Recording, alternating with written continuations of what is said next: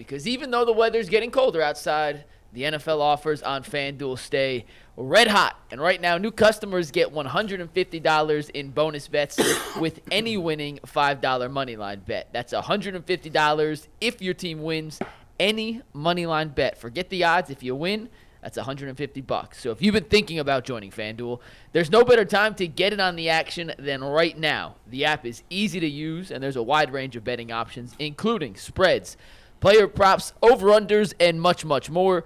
So visit FanDuel.com/UCSS to kick off the NFL season. FanDuel, an official partner of the Ultimate Cleveland Sports Show, an official partner of the NFL. And, of course, too many winning tickets to read just one. Congratulations to all of our many viewers who scored big on the Thursday night game last night. A big loser for me. I said that game would go under. Yeah. Tyvis said it's going over all day. He was right. He was right. I like the Patriots, and they covered.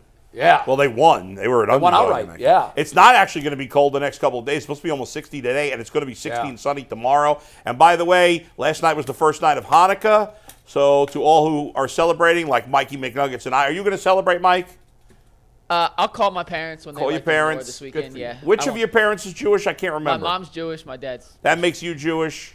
It goes by your mom. So anyway, happy Hanukkah to all those who celebrate. It doesn't go by your dad? No, it goes by your mom. That's it. I never knew that. I didn't know the religious gene was carried on from one parent to the other. I had never heard that. Maybe in the Jewish faith it is. Yeah, that's how it goes. Okay, very interesting. We know for sure who your mom is. You never know for sure who your dad is. Well, there are ways of finding out who's your daddy. Call Maury Povich. That's true. Maury's made a career out of it. You know for sure who your mom is at all times.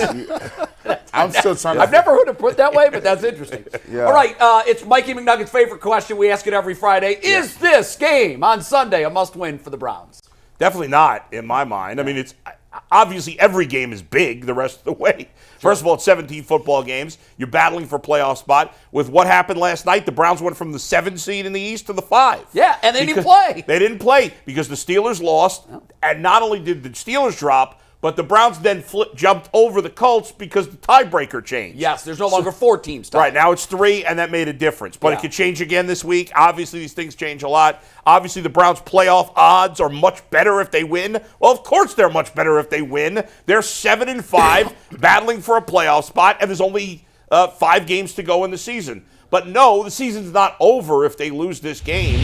The Steelers are still alive. Of course they are. And so are the Bengals, and so are the Bills, and so are the Broncos, who are 6-6.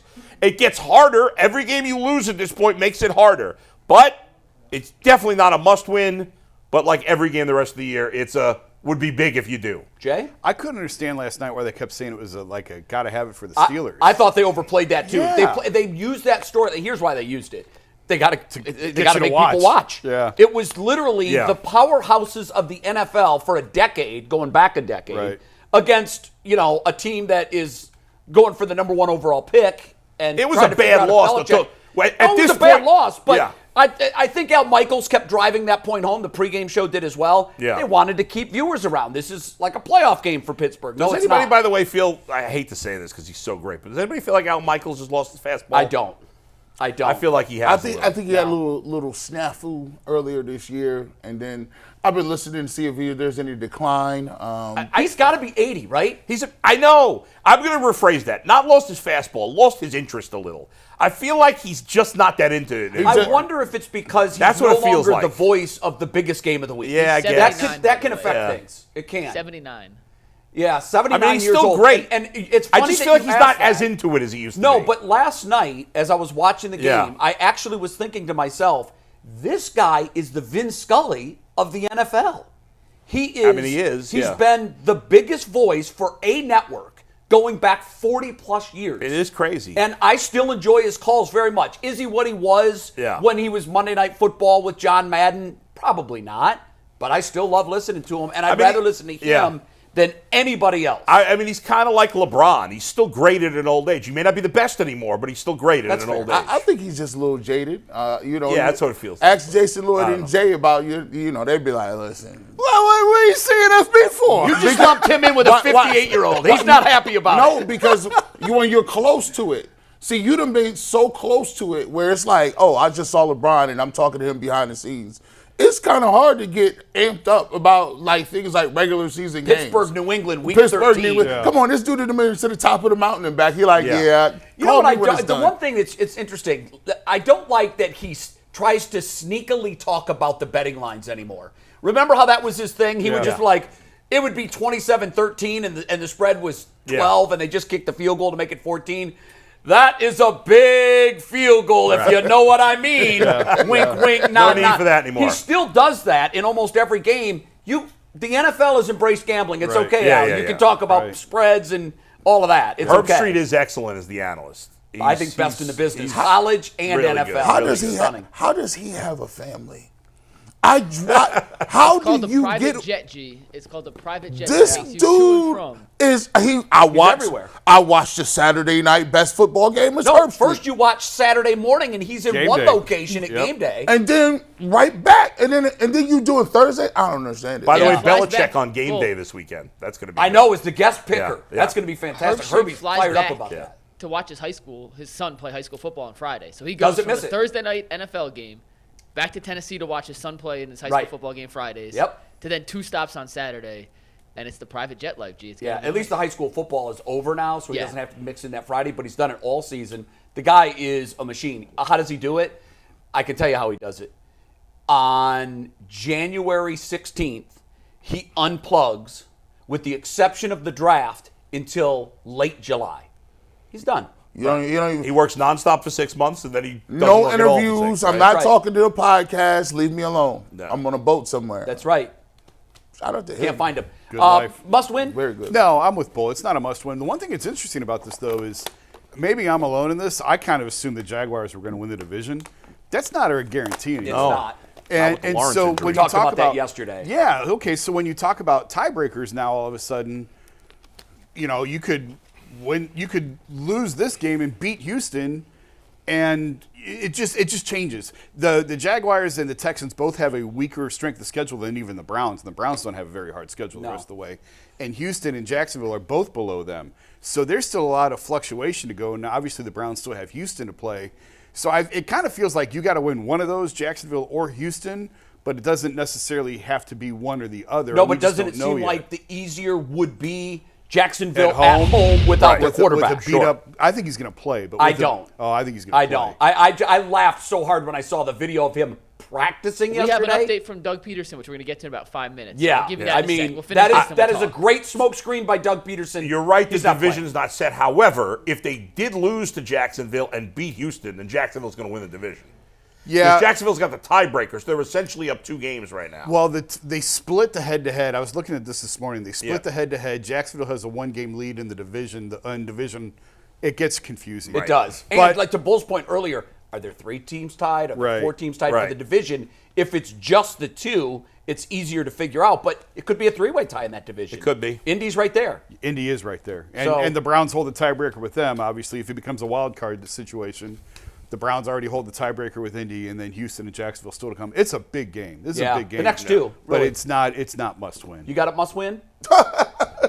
Is my name G. Bush? Am I the Duke and knee jerk? You must have forgot. I've been on. Well, the 3 last games. 2 weeks were must wins and they lost. So how can this week be? A Oh, must this win? is super must. Oh, This is super must. This is super duper. Wow. Look, this right here. Thank you There for are coming levels back. to must Thank you. wins. This is crazy. Like, this is a game. You know, you get sick sometimes and you wait to go to the doctor. But by the time you go to the doctor, they be like, listen, bro. It's too late. It's too late, dog. Do not get caught slipping. You got an opportunity to go to the doctor day 2 when your wife told you to. Yeah. You might want to go get that looked out. Yeah. Looked at. And then when you be in there crying, looking around. Guess what? You can win this game with a no-name gangster at quarterback. Who's playing? Trevor Lawrence ain't playing. He tried to fool y'all. He tried to Yeah, fool. I'm with you. He not playing. They got this other dude out here. If you gotta beat this guy. He's a nobody. When you got him at home, the defense play better at home. If you get to 8-5, you ain't gotta worry about the rest of that stuff. Why? Listen, stack some wins, get to 8-5, and then you don't have the pressure of saying, "Well, I gotta go play C.J. Stroud and he's hot," or "I gotta go over here." The football gods have given you another one. This should be a Cardinals game for you. This should be a game where the Bengals, when you caught Joe Burrow slipping, this should be a 49ers game when you getting all these guys out, you got to get them now. Do you know actually, this is just the final thing. Think how much better you'll sleep on Sunday. Will you sleep better with a Browns loss or a win?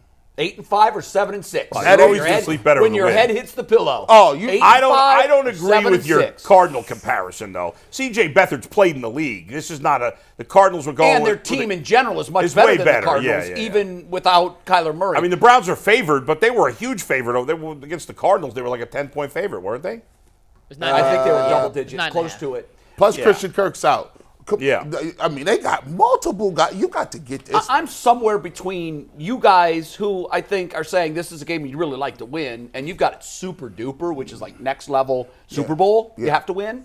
For me, it's not. It falls just before or just below a must win. It's a wow. We really, really, really, really would love to get this win. Yes. So it must win means if you lose, you're eliminated. You're clearly not eliminated if you're the Browns. But there's a danger in playing the schedule game. Ask the Pittsburgh Steelers. 2 weeks ago, they peeked ahead and thought, wow, we got a 3-week coast here. We got Arizona, and we've got New England. Facts. We're going to come into the bulk and heart of December with a slingshot. And they blinked, and now they're in the situation that no one wants to be in. They no longer control their own destiny. They've got their path to the playoffs got a lot more difficult. Here's what I'll say for the Browns. And I love the way you phrased it. Think about how you're going to go to bed Sunday night off of a Browns win or a Browns loss. You're always, as soon as the game ends, you immediately start thinking ahead. Yep. Houston at Houston with what we think will be a healthy C.J. Stroud, depending on what happens this weekend, is a much, much higher mountain to climb than Jacksonville in Cleveland with C.J. Beathard. Yep. So go take care of business. Learn from what happened to Pittsburgh last night. Study that. Pittsburgh wishes this morning they had a mulligan. They had a do-over to take that game a little more seriously and to do absolutely everything they could to make sure they got the victory. Well, in fairness, New England played very well. In the first half, they did. Yeah, well, I thought in the but second they had a half big lead. they kept doing this. You guys want it? Yeah. You want it? Take it. And that happens a lot to the no, Steelers. We're good. The We don't Steelers want didn't it. do it. But Mitch Trubisky, they got their backup quarterback too, and he's terrible. They do. So, not a must win. We can sit here Monday if they're 7-6, and we'll talk about how they get it done from here. There is a clear path to the playoffs. It's just going to mean they're going to have to win some games that might not be as winnable as they want them to be. And it's sneaky. Go ahead, Jason. No, I was just going to say, who would you rather have, Mitch Trubisky or P.J. Walker as your backup quarterback? Mitch Trubisky. I would too. And Mitch. the Browns are winning games with P.J. Walker. Well, but they're not. at Well, he's not quarterback. playing anymore. I'd rather have. No, Flacco. but They won I'm the just biggest saying, game of the year They were with winning P.J. Walker. They were winning games with Yeah. P.J. Walker. Yeah. The Steelers can't win with Mitch Trubisky. They can't beat the 2-10 But the Patriots. Steelers in the past have won games with crappy quarterbacks. They have, but they've won them with Kenny Pickett. He stinks too. I'm just trying to illustrate how Yeah. incredible some of these Browns wins have Oh, been. absolutely, sure. Yeah. And right I there's more do think. proof. Listen, when I woke up Monday morning, I was expecting the Browns to lose to Jacksonville. Today, I'm expecting the Browns to beat Jacksonville.